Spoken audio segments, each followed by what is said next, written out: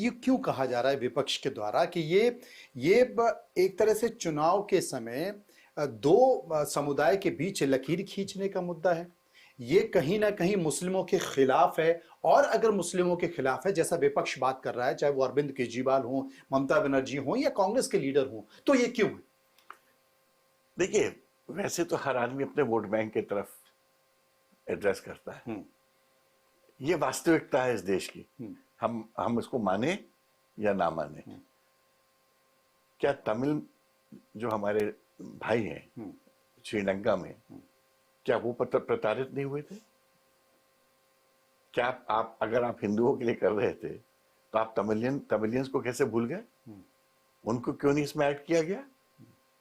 आपको तो खाली पाकिस्तान और हिंदू मुस्लिम करना है।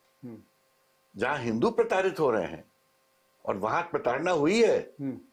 मुझे पता है कि लास्ट 30 साल की जो हिस्ट्री है श्रीलंका की, उसमें तमिल्स के साथ बहुत जुल्म भी हुए हैं।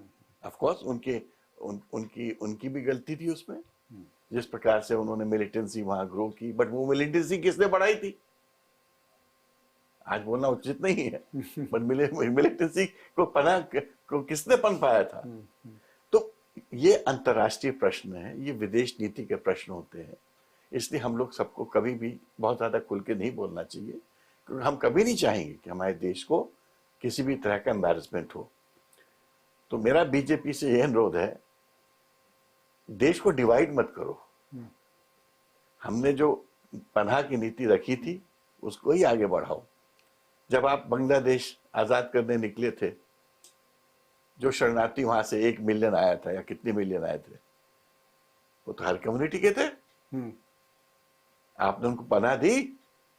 इंदिरा जी को उस वक्त वाजपेयी जी ने क्या कहा था? आप दुर्गा की रूप हो। उन्होंने सबको पनाह दी थी। तो विश्व में अगर आपको नाम कमाना है और आपको विश्व का गुरु बनना है, दिल बड़ा होना पड़ता है। क्या एक बड़ा कारण है क्योंकि जो नॉर्थ ईस्ट के इलाके हैं या बंगाल से लगा हुआ इलाका है, ये भी बार बार कहा जा रहा है कि बड़े पैमाने पर रोहिंग्या मुसलमान इस देश में आए हैं, उनको चिन्हित करने की कोशिश? देखिए, इलीगल इमिग्रेशन को रोकना हर देश का दायित्व होता है और ये देश का कानून भी होता है। आप जाओ अमेरिका, इलीगल इमिग्रेंट को ढूंढते हैं, वो किसी भी कम्युनिटी के हों। हमने तो देखा है, फ्रांस में हम एक दिन एज ए टूरिस्ट घूम रहे थे, बहुत सारे इमिग्रेंट्स हमसे वहां बात कर रहे थे, उतने में पुलिस को देख के सब भाग गए। ये पेरिस की बात है, 20 साल पुरानी बात है। तो इलीगल इमिग्रेशन तो सभी जगह होता है, मगर प्रॉब्लम यह है कि अगर आप परसिक्यूशन के अगेंस्ट लोगों को पनाह देना चाहते हो तो persecution is a good ground. But फिर आपको जातिवाद की बात नहीं करनी चाहिए, क्योंकि देखिए, इस लाइक आपके घर में कोई भिक्षा मांगने आता है तो क्या आप उसकी जाति पूछते हो? या आप जब कभी किसी को भिक्षा देते हो तो क्या जाति पूछ के देते हो?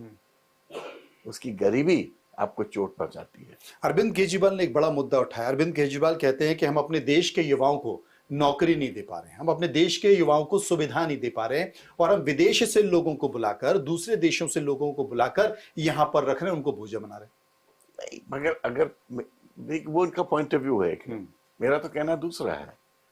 अगर हम परसिक्यूटेड लोगों को दे रहे हैं तो वो कंपल्शन में आते हैं। और इस देश ने हमारी जो सिविलाइजेशन है उसने लोगों को पनाह दी है। बट इसको पॉलिटिसाइज मत करिए, इसको हिंदू मुस्लिम मत बनाइए। इसमें अगर आप रियली लोगों के सेवक हो और आप रियली जनता की सेवा करना चाहते हो या पनाह देना चाहते हो या आपको दर्द है उन लोगों के लिए, तो आप हिंदू मुस्लिम ना करके आप इसको उन सब लोगों के लिए करते जिनको इस पनाह की जरूरत है।